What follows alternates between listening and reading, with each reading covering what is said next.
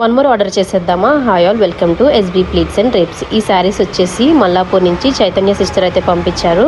తను మనకి repeated client అనమాట.